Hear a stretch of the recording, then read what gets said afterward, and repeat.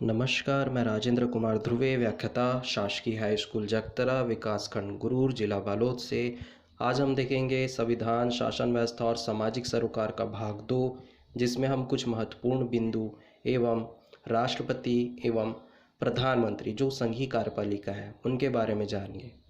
तो शुरू करते हैं।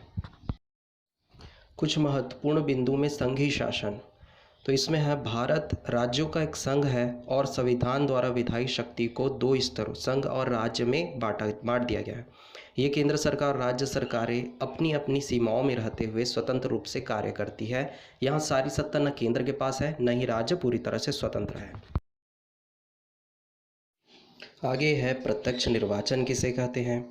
जनता स्वयं मतदान करके प्रतिनिधि चुनती है, जैसे लोकसभा के सदस्य, ये प्रत्यक्ष निर्वाचन है।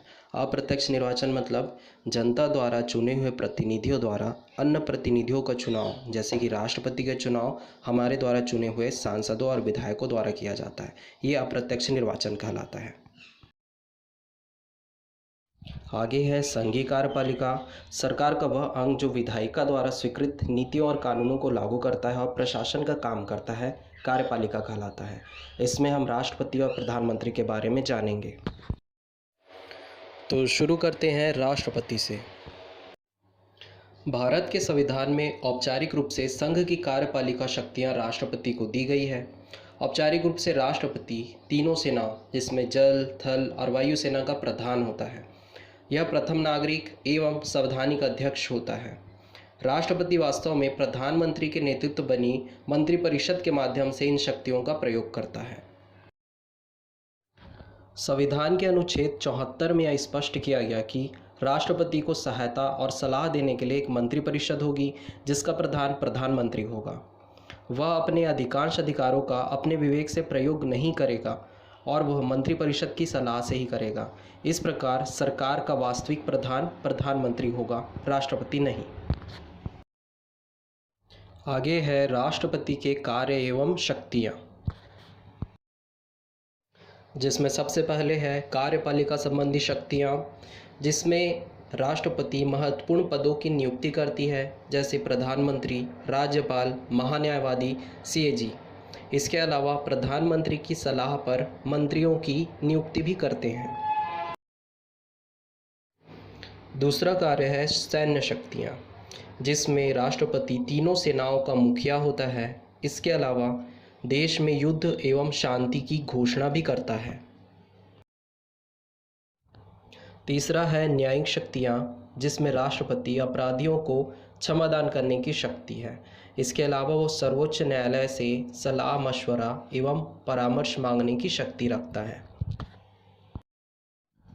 चौथा है विधायी शक्तियाँ, जिसमें राष्ट्रपति दोनों सदनों लोकसभा और राज्यसभा के अधिवेशनों की बैठक बुलाता है तथा बैठक के समाप्ति की घोषणा भी करता है।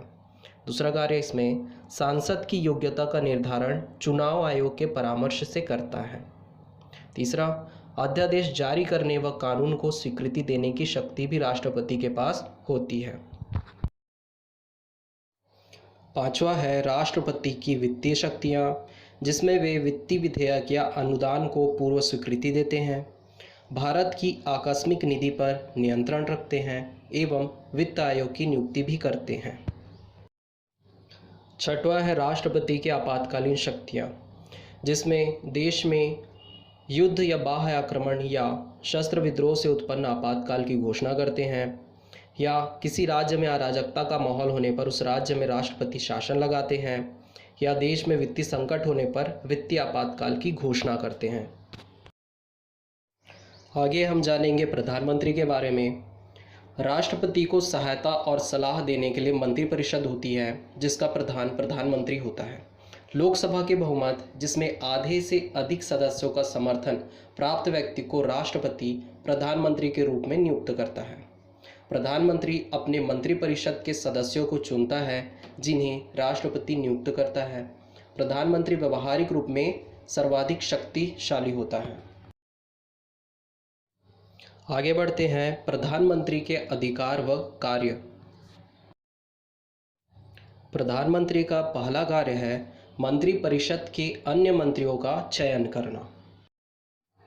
दूसरा कार्य है विभिन्न मंत्रियों के बीच विभागों का बंटवारा करना तथा उनके कार्य तय करना, जिसमें वे विभागों को अपने मंत्रियों को सौंपते हैं। प्रधानमंत्री का तीसरा कार्य मंत्रिपरिषद की बैठकों की अध्यक्षता करना, जिसमें वे विभिन्न मंत्रियों से सलाह मशवरा एवं कार्यों की समीक्षा करते हैं। चौथा, प्रधानमंत्री योजना नीति आयोग का पदेन अध्यक्ष होता है।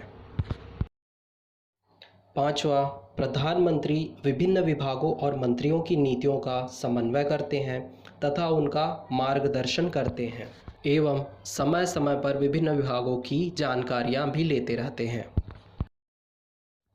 धन्यवाद।